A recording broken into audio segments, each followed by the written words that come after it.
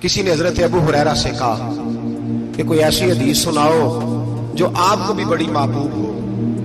حضرت ابو ہریرہ نے چیخ ماری، رونے لگے اور بے ہوش ہو گئے۔ پھر ہلایا، پانی پلایا، اٹھے، کہا حضور بات کی تھی، حدیث سنائے، پھر رونے لگے۔ ہمیں تو نہیں نہ رونا آتا، ہمیں تو تب آتا ہے جب بیٹا بات نہ مانے، ہمیں تو تب آتا ہے جب کاروبار میں نقصان ہو جائے، ہمیں تو تب رونا آتا ہے جب ہمارا کوئی دوست ہمارے بارے میں غلط بات کر دے، بے عزتی دنیا کی ہو جائے۔ حضرت ابو ہریرہ 3 دفعہ ہوش آیا، 3 دفعہ روئے اور کہنے لگے عزیزو یہ وہ والی حدیث ہے کہ میں سوچتا بھی ہوں تو میں تڑپ اٹھتا ہوں۔ کہا کون سی حدیث؟ تو حضرت ابو ہریرہ کہنے لگے میں نے نبی پاک سے سنا ہے قیامت میں سب سے پہلے علماء کا حساب ہوگا، سب سے پہلے علماء کا۔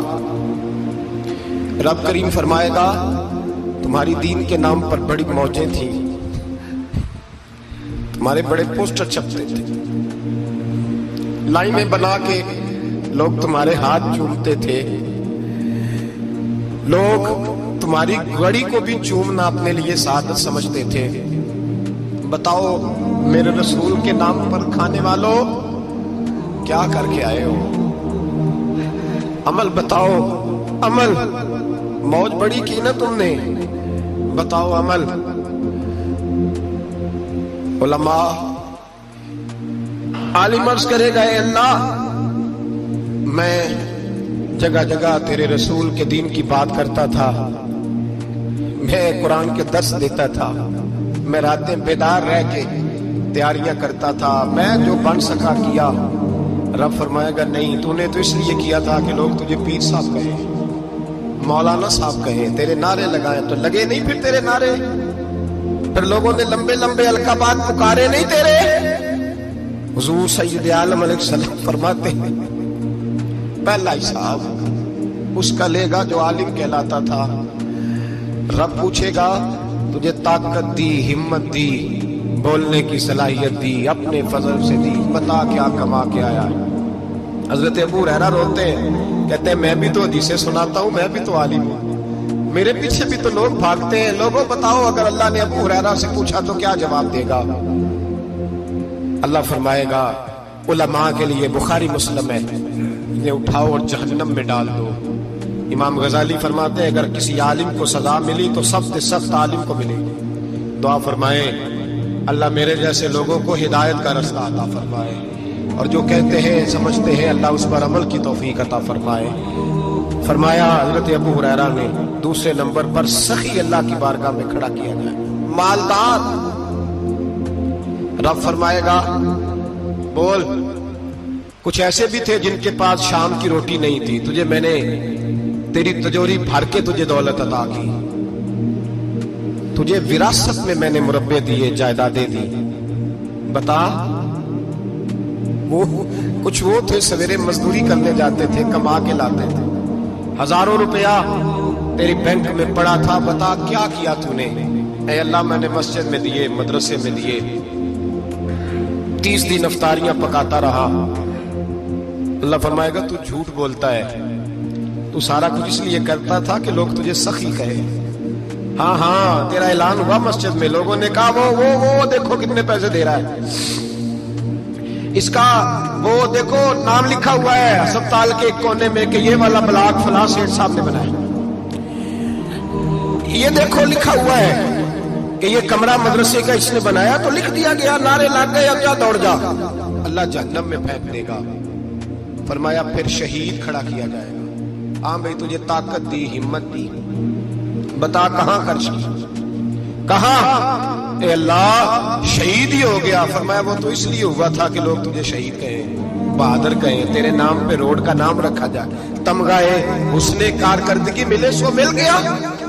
میرے لیے بتا کیا کر کے آیا ہے، میرے لیے، اسے اٹھاؤ اور جہنم میں پھینک دو۔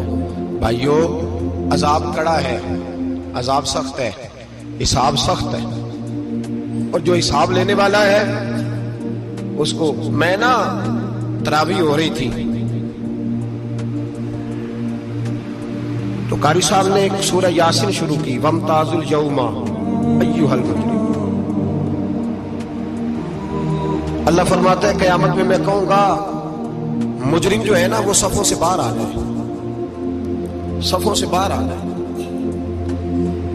ایک ہمارے فزکس کے ٹیچر ہوتے تھے تو بڑی سخت چھڑی مارتے تھے، تو جب وہ قد بھی بڑا تھا، جلال بھی بڑا تھا، اور اصول بڑے اچھے انسان تھے لیکن سخت تھے، تو مجھے یاد آتا تھا کہ جب وہ سویرے آ کے کہتے تھے جس نے کام نے لکھا وہ باہر نکل آئے گا۔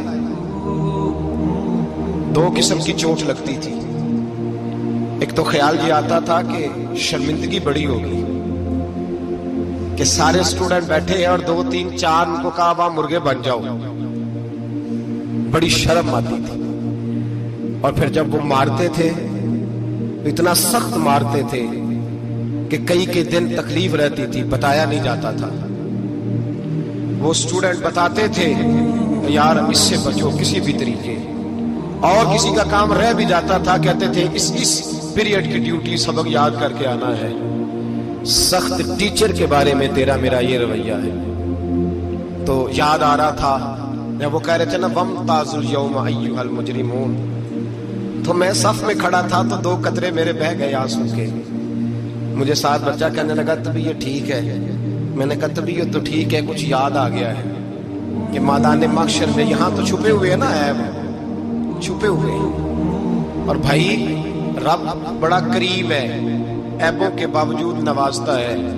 میرا دعویٰ یہ ہے اگر ہمارے عیب کھل جائیں، لوگ ہمیں دھرتی پہ جینے نہ دیں، لوگ جینے نہ دیں، نکال دیں، اپنے بھی ہمیں برداشت نہ کریں، یہ تو اس کا کرم ہے۔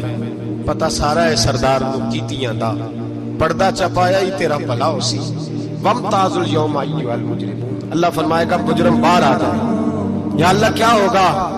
جب سوال جواب ہوں گے تو رب فرماتا ہے تیری زبان پہ مور لگا کے بند کر دوں گا، تیرے ہاتھ بولیں گے، پیر بولیں گے، سر بولے گا، پیٹ بولے گا۔ اس وقت کی فکر پیدا کریں، ٹینشن پیدا کریں۔ وقوع قیامت حق ہے، اور باندھ کے نا لوگ پیر باندھ کے زور کے ساتھ باندھتے۔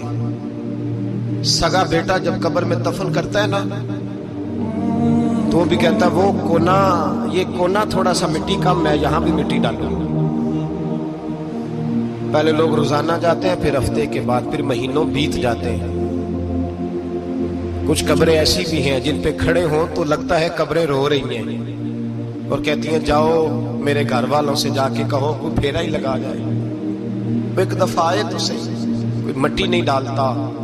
بادشاہوں کی قبریں روتی ہیں، سرمایہ داروں کی قبریں روتی ہیں، کوئی جاتا نہیں۔ اتنے موٹے سوراخ ہیں قبروں میں، آپ اپنے شہر کے قبرستان پھر کے دیکھ لیں، سوراخ ہے۔ او بھائی حضرت مولا علی شیر خدا قبرستان گئے تو پہلے رونے لگے، پھر کہنے لگے قبروں والوں کیا حال ہے تمہارا؟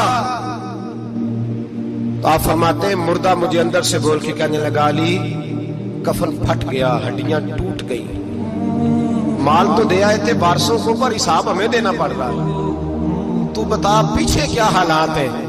تو حضرت علی کہنے لگے تمہاری بیویوں نے اور نکاح کر لیے، تمہارے دوستوں نے نئے دوست بنا لیے، تمہاری اولادوں نے تمہارے بغیر جینا سیکھ لیا، تمہاری جائیدادیں بٹ گئیں، تمہارا پیسہ تقسیم ہو گیا۔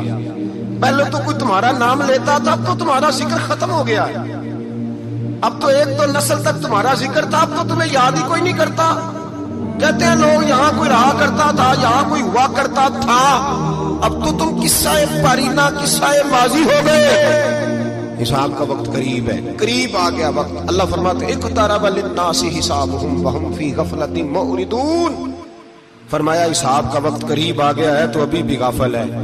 جمعۃ الوداع ایک پریشانی لگانے کا ارادہ تھا، بڑی پریشانیاں پالی ہیں، ایک پریشانی اور پال لو۔ جس کو یہ پریشانی لگ جائے اس کی عمل سمرنے لگ جاتے ہیں۔ یہ پریشانی پال لو کہ اگر مجھے حساب دینا پڑے۔ حضرت عمر کا فرمان، آپ فرمایا کرتے تھے اپنا حساب خود کر لو قبل اس کے کہ اللہ تمہارا حساب کرے۔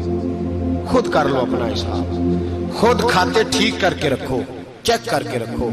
میری دعا ہے اللہ پاک ہمیں ان میں شامل کرے جن